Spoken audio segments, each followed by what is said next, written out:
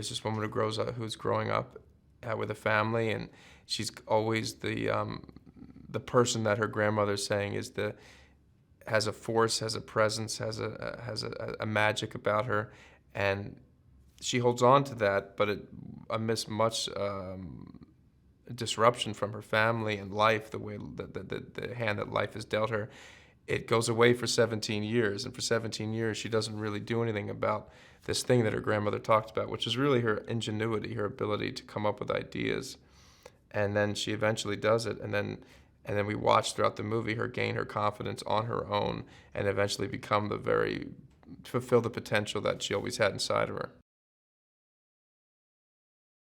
We like the idea of him being a kind of guy who, under more pressure, becomes, as the pressure increases, he becomes more relaxed.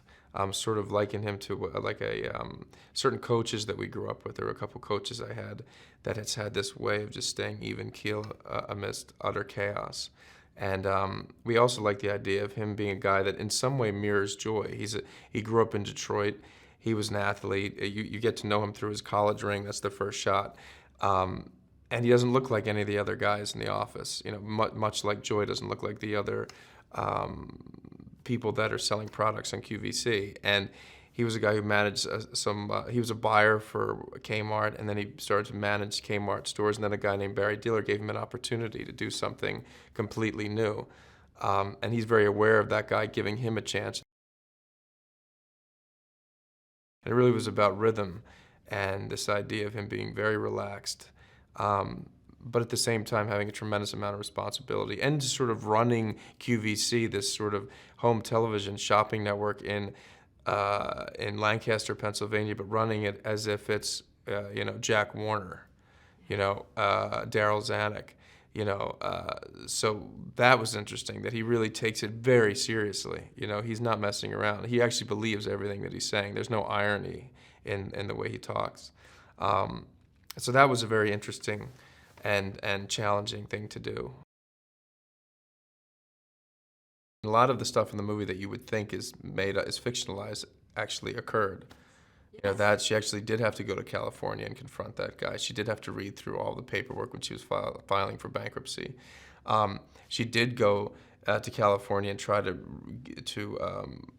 get her molds back, and the guy actually ran away, and there was a car chase, and she rear-ended him. I mean, it was really just, and she was put in jail because who's going to believe this woman from out of state as opposed to this guy who's lived there and has the molds. It's really interesting what she's had to go through.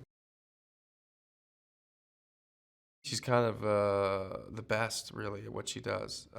She has this ability to dive into a situation, an imaginary circumstance, and make it real. And you believe what she's saying, and you really can't, the camera loves her, you can't take your eyes off her.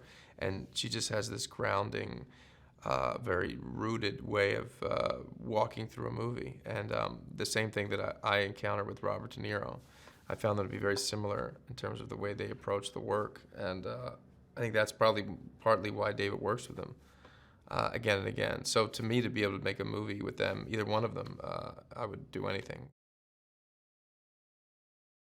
He has a singular voice that you can see by one frame of the film. There's certain directors where you watch, the first minute of the movie and you can probably name who directed that, and Dave is one of those people. But at the same time, all of his films are completely different from one another. He's a pure auteur. I mean, he has a voice, he has a point of view, and that's what you're looking for as an actor in terms of if you're working with a director. Joy is a combination of a couple women, I think, in David's life that he sort of looked up to and sits in true admiration for. And I certainly have that in my life. And I think it's important to tell those stories.